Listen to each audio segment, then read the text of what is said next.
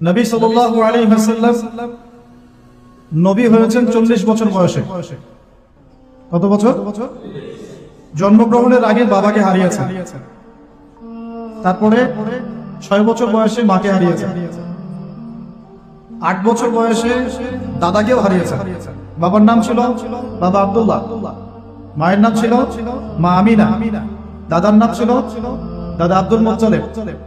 এরপরে তিনি মানুষ হয়েছেন চাচার পরিবার, চাচার নাম ছিল আবু তালেব। 8 বছর বয়স থেকে নিয়ে বলা যায় 53 বছর পর্যন্ত চাচার গার্ডিয়ানশিপেই ছিলেন। সুবহানাল্লাহ। এই চাচা আবু তালেব নবী সাল্লাল্লাহু আলাইহি ওয়াসাল্লামের জন্য এবং দ্বীন ইসলামের জন্য এমন কোন ত্যাগ নাই যা স্বীকার করবেন। চাচা আবু তালেব নবী সাল্লাল্লাহু আলাইহি ওয়াসাল্লামকে যে সাপোর্টটা দিয়েছেন, এই সাপোর্টটা আমরা সবাই মিলেও এখন দিতে পারি নাই। বিশ্বাস করেন? যে সাপোর্টটা নবী সাল্লাল্লাহু আলাইহি ওয়াসাল্লামকে চাচা আবু তালেব দিয়েছেন, এই সাপোর্ট আমরা সবাই মিলেও তাকে দিতে পারি নাই। চাচা আবু তালেব শেষ পর্যন্ত কালিমা পড়েন নাই। সাহাবীরা জিজ্ঞাসা করেছিলেন যে ইয়া রাসূলুল্লাহ সাল্লাল্লাহু আলাইহি ওয়াসাল্লাম, আপনাকে এত সাপোর্ট দেওয়ার পরে চাচা আবু তালেবের কি কোনো উপকার হবে না, লাভ হবে না? নবীজি বলেছেন সাল্লাল্লাহু আলাইহি ওয়াসাল্লাম, আমি না থাকলে আমার চাচাকে জাহান্নামের একদম অতল তলে রাখা হবে। আমার কারণে আল্লাহ রাব্বুল আলামিন তাকে জাহান্নামের উঁচু জায়গায় রাখবেন, জাহান্নামের উঁচু জায়গায় রাখবেন, যেখানে আগুন তার পায়ে গোড়ালি স্পর্শ করবে, এতেই তার মগজ টকবক করে ফুটতে থাকবে। এমন কোন সাপোর্ট নাই চাচা দেন নাই। মক্কার প্রায় 13 বছর যখন দাওয়াতি কাজ করছেন নবী সাল্লাল্লাহু আলাইহি ওয়াসাল্লাম, মানুষ গালি দিচ্ছে, কেউ থুতু নিক্ষেপ করছে, কেউ নামাজরত অবস্থায় মাথার উপরে উটের নাড়ি ভুঁড়ি চাপিয়ে দিচ্ছে, কেউ বলছে এই ব্যক্তি জাদুকর, এই ব্যক্তি গণক, এই ব্যক্তি মিথ্যাবাদী, নাউজুবিল্লাহ, এই ব্যক্তি ফারিকুল জামাত বিভক্তকারী, এই ব্যক্তি মাজনুন, পাগল। তাকে আগলে রেখেছেন তার চাচা। মানুষ অর্থনৈতিক বয়কট করছে, চাচা আগলে রেখেছে। 3 বছর সমাজ থেকে বহিষ্কার করা হয়েছে, গাছের ছাল পাতা খেয়ে থেকেছেন কোনো হাসিম, চাচা আগলে রেখেছে। চাচা ছোটবেলা থেকে তাকে এত মহব্বত করেছে, তার ছেলেদেরকে নিয়ে যখন খেতে বসতেন, আমাদের নবী সাল্লাল্লাহু আলাইহি ওয়াসাল্লাম একটু লাজুক ছিলেন, তিনি শোরগোল করতেন না, চুপচাপ খেতেন। চাচা আলাদা করে একটা খাবার রেডি করে তাকে আলাদা করে ডেকে খাওয়াতেন, কারণ সবার সামনে হয়তো সে বলতে পারছে না, লজ্জা পাচ্ছে, শাই ফিল করছে, বাবা নাই মানুষের সংসারে, হয় না? এটা আপনারা হয়তো সবাই বুঝবেন না, আমরা বুঝি। যারা বাবা বা মা ছাড়া বড় হয়েছে অন্যের সংসারে, তারা এগুলো বুঝতে পারে। নবী সাল্লাল্লাহু আলাইহি ওয়াসাল্লাম এতিমদের প্রতি এত রহমদিল কেন ছিলেন? কারণ তিনি তো এতিম অবস্থায় বড় হয়েছে, তিনি তার কষ্টটা বুঝতেন। আমরা যদি এখানে যদি কেউ এতিম থাকেন, তিনি বুঝবেন এতিমের সাইকোলজি কেমন, তার চাহিদা কেমন, কষ্ট কেমন। আমি তো বারবার বলে আসছি কয়েকদিন থেকেই, আমাদের তো কারো সন্তান মারা যায়নি, আমাদের কারো সন্তানকে তো বোম মেরে বুলেট দিয়ে গুলি করে হত্যা করা হয়নি, আমরা তো সেই লাশ দাফন করি নাই।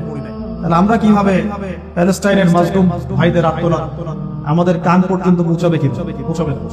পৌঁছালেও কলব পর্যন্ত পৌঁছাবে না। আমার সাথে তো এটা হয় নাই। চাচা আবু তালেব তাকে এত মহব্বত করেছেন, এত মহব্বত করেছেন, আমি ভাষায় প্রকাশ করতে পারবো। আর আমরা চাচা আবু তালেব সম্পর্কে অনেক সময় আলোচনা করি, কিন্তু তার চাচির কথা বলে, তার চাচির নাম ছিল ফাতিমা। নাম ছিল, এই নামে তিনি তার মেয়ের নাম রেখেছেন। এই ফাতিমা তার চাচি নবী সাল্লাল্লাহু আলাইহি ওয়াসাল্লামকে আলাদা করে ডেকে খাওয়াতেন, মহব্বত করতেন। তিনি কিন্তু তার সন্তান না, অন্য কারো সন্তান। একজন মেয়ের পক্ষে অন্যের সন্তান মানুষ করা চারটাকাটি কথা। সতীনের সন্তানই সহ্য করতে পারে না, আর অন্য মানুষের সন্তান নিজের মতো করে মানুষ করা একটা মেয়ের পক্ষে এত সহজ না। এই কাজটা চাচি করেছেন।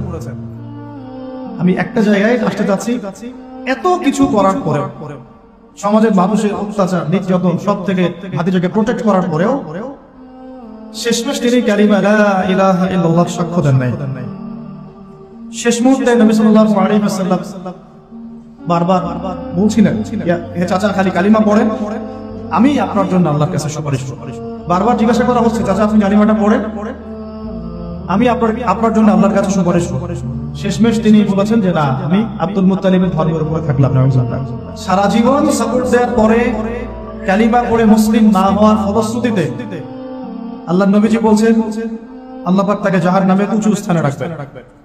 আমরা যারা মুসলমান মুসলিম পরিবারে জন্মগ্রহণ করেছি, আমরা বা আমাদের মধ্যে বেশিরভাগ মানুষ এখনো এই নিয়ামতের শুকরিয়া আদায় করতে পারি নাই যে আল্লাহ পাক আমাদেরকে মুসলমান পরিবারে জন্ম দিয়েছে, কালিমা পড়ার তৌফিক দিয়েছে।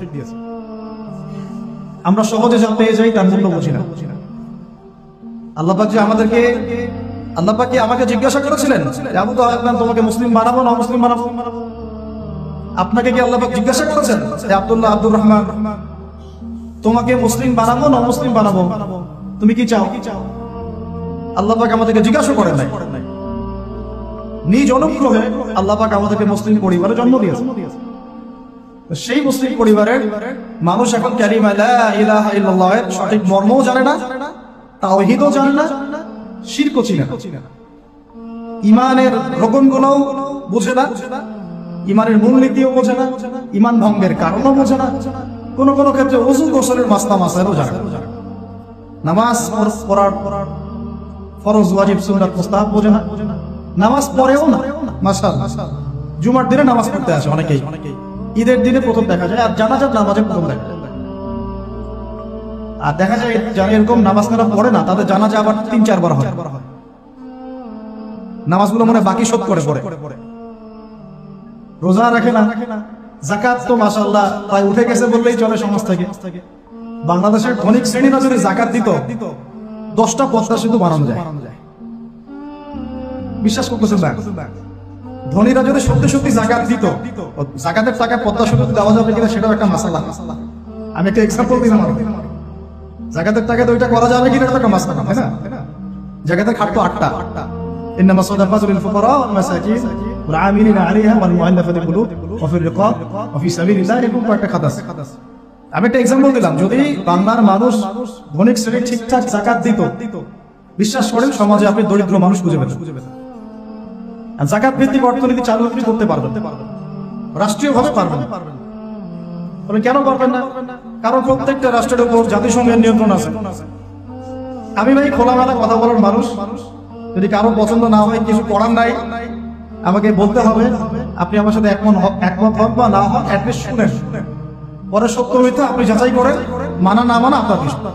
আমি জাস্ট বলতেছি, আমি তো আপনার বস্ত্র দখল করতে পারবো না, আমরা তো কবি দুর্বল।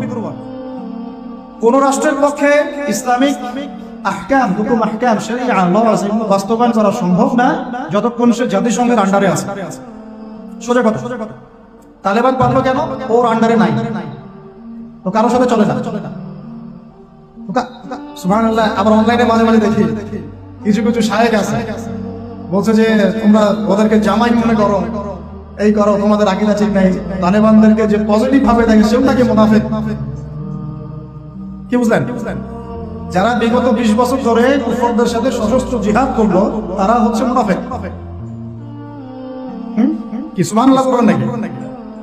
যারা বিগত 1 বছর 2 বছর না 20টা বছর ধরে খেয়ে না খেয়ে নিজেদের সামর্থ্য অনুযায়ী জালেমদের বিরুদ্ধে যার যা ছিল তাই নিয়ে দাঁড়িয়ে গেছে, যুদ্ধ করতে করতে করতে করতে বলা হয় যে প্রত্যেক 5টা বাড়িতে একটা করে শহীদ আছে। 5টা বাড়িতে একটা করে শহীদ আছে, 10টা বাড়িতে কারো পা নাই, কারো হাত নাই। 20 বছর কি কম সময় নাকি? অগণিত বম্বিং হয়েছে পাকিস্তানের মাটি ব্যবহার করে, যখন পারভেজ মুশাররফ ক্ষমতায় ছিল। ওই জায়গাটাকে সে বেস ক্যাম্প করে দিয়েছে, আমেরিকান বিমান এখান থেকে ফ্লাই করবে, ওখানে বম্ব ফেলে।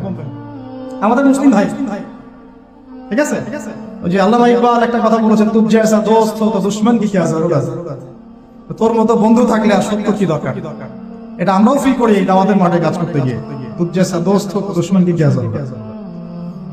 যাই হোক, তো এরকম 20 বছর যারা একটা জালেম সভ্যতার বিরুদ্ধে যুদ্ধ করেছে, ওরা হয়ে গেছে এখন মুনাফিক। আর এরা হয়ে গেল এখন সহিহ আকীদা। তাহলে যে সহিহ আকীদার এই কথা বলা হচ্ছে, এটা যে কত বড় ভুল আকীদা সেটা বোঝার কি বাকি আছে?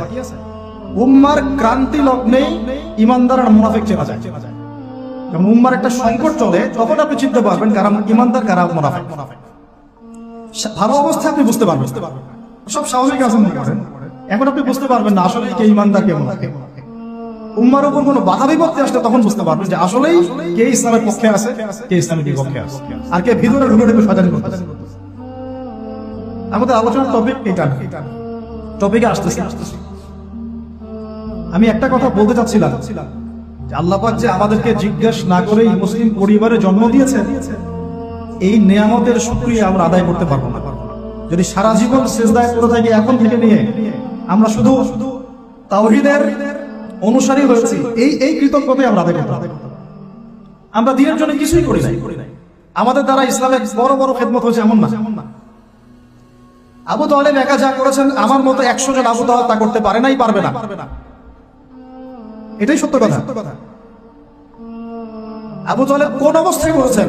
যখন চতুর্দিক থেকে আল্লাহর নবীকে সবাই ছিছি করছে, গালিগালাজ করছে, হত্যার পর্যন্ত চেষ্টা করছে, পুরো সমাজ একদিকে, আবু তালেব একাই। তার কাছে প্রস্তাব